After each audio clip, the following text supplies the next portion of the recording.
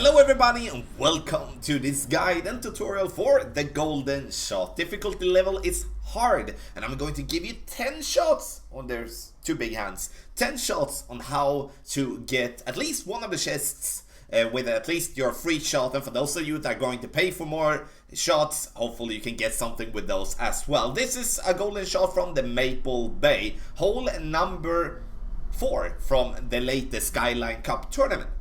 And as you can see, we are going to go over the adjustments, we're going to go over landing position, we're going to go over spin, we're also going to watch a video of 10 shots with a different type of wind. First and foremost, we're going to take a look, we're going to press the button here, we have the Maple Bay here, we're going to press here, and the Maple Bay, or like the golden shot in general, is perfect to sample some berserkers. So if we do get the hole in one, we get the obsidian chest. If we do get the yellow ring, which is the amber chest, then we do have the crimson chest, we do have the aqua chest for the light blue ring, and the cobalt chest for the dark blue ring.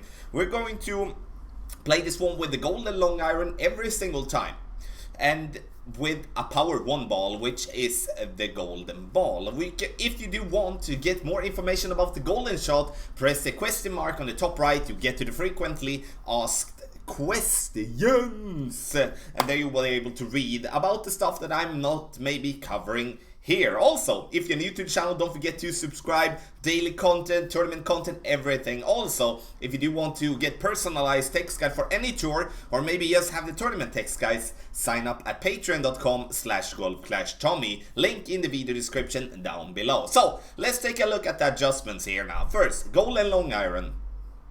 Medium distance is what we're going to play in with a 20% over adjustment, which mean 1.8 per ring. So for those of you that are going to just count that in your head, you're using 1.8 per ring. Super easy to use, and that's something that you can apply then when you play in the game. Otherwise, medium distance with a 20% over adjustment if you're using some type of calculator or a help tool.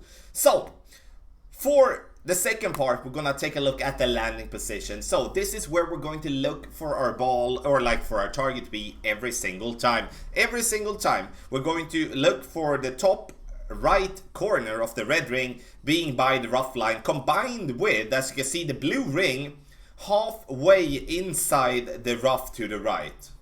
And now you can see the tip of the ball guideline. That doesn't really give us a great reference, but if you want to, then you can use that as a reference as well. This is a landing position without any spin, and we're going to use spin in every shot, and I'm going to talk you through that as well. We're going to go over the landing position in the end as well. Now it's time to take a look at the video.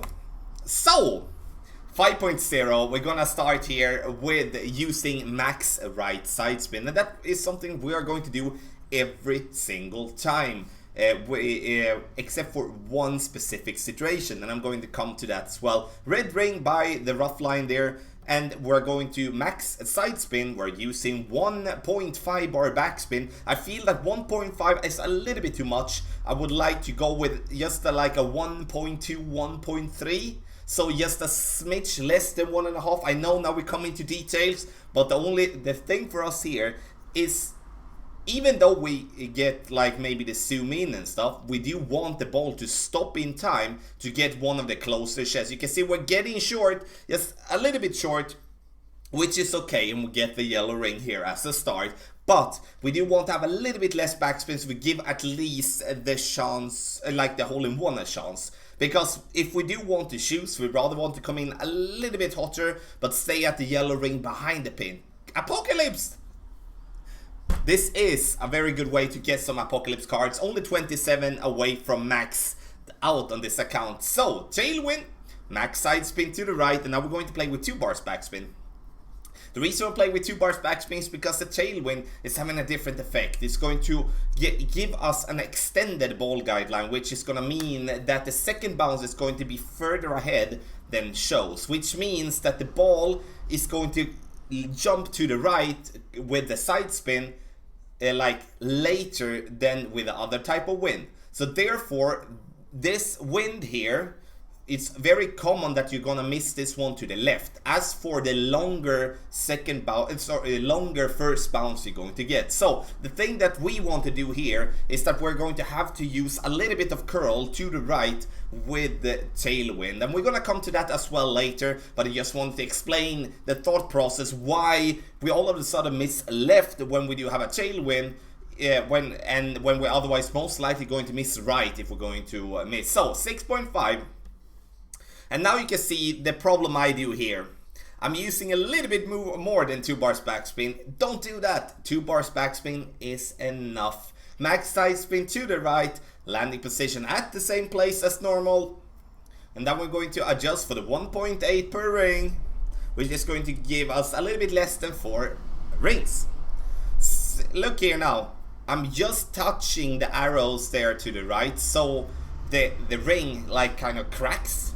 That's kind of the plan with the curl, and you can see how lovely this one comes in. This is straight in line. The only problem is though the backspin. Why do I use more than 2 bars backspin? So 2 bars backspin, that's going to be the maximum that you're going to use with Tailwind. So let's go to the next shot here, and we're going to play with a straight headwind. And with a straight headwind, we are going to use 1 bar of backspin only. Max side spin to the right, that's not going to change. That's going to still be the same. Landing position is also going to be the same. It seems like we're a little bit too high up here on the fairway, honestly. Just a tiny little bit, not much, but a tiny little bit. So, no curl. When we have this type of wind, we're just going to let the ball go. And with headwind, the ball is going to have a much shorter first bounce, which means that the ball is going to most likely miss to the right if we're going to miss. So in headwind, we most likely need to, if we have like a strong headwind or like a headwind with a little bit of crosswind to the right, we might need to just remove a smidge of side spin. I know, once again, very detailed, but it's nonetheless so important. Now we do have a crosswind, 7.4 max side spin. We're going to use 1.5 bar backspin here with this type of wind. Have in mind here we have a left to right crosswind. We're going to be pushed into the right, and here it's where it comes to that we do need a little bit of a change with the side spin, because now the wind is going to push us to the right. And the side spin, it's not going to, it's going to do its job. It's going to push us to the right. So therefore, we're going to miss a little bit to the right here. So the thing that I do want us to do when we have a left to right crosswind is that I do want us to remove just a smidge, like play it with like 4.1, 4.2 side spin to the right. And then we're going to be there. So, and once again, it's details. We're going to cover it in the end when we summarize it. 7.7, the Tailwind, 2 bars of backspin, important, not more than that. Max side spin to the right. And then we're going to adjust our reins. So we're going to, baby, you know what I can't. So, okay, we're going to look at for the landing position here. And then we're going to adjust for 4.4 rings. No curl, except for the little one. Important with that curl, but as you can see here now, we're going to come in and we're going to still miss to the left. We need a little bit more, just a little bit more, but that's just by feeling there. So we need to use that feeling, apply that one with the curl. The curl is very hard to replicate, so it could be that we're using a little bit less than intended as well. We're getting close though. Can we get some hole-in-ones as well? 6.2. Now we do have wind in between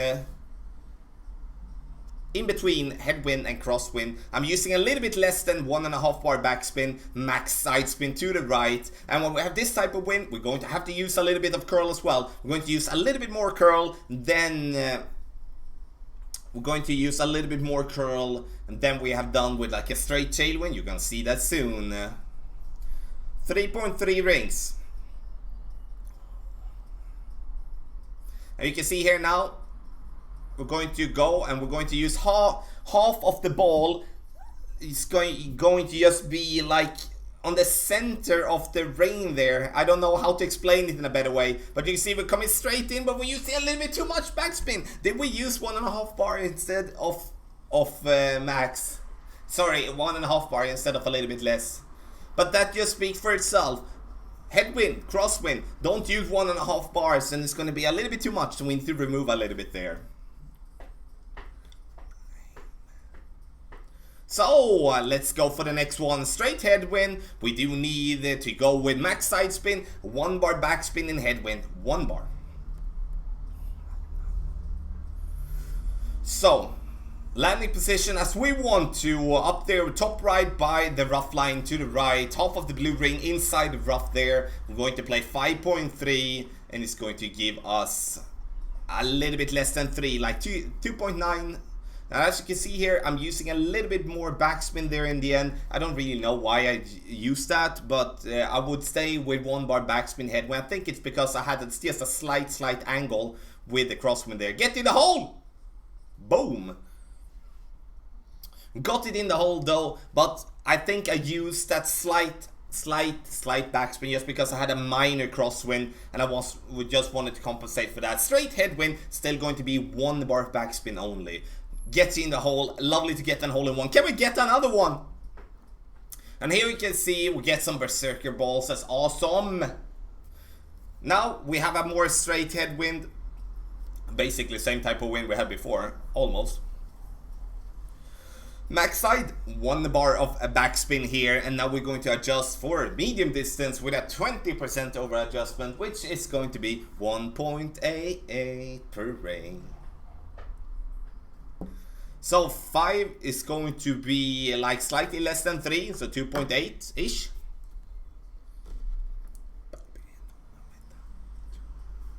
No curl. No curl in headwind, as we talked about before. No curl. We bounce.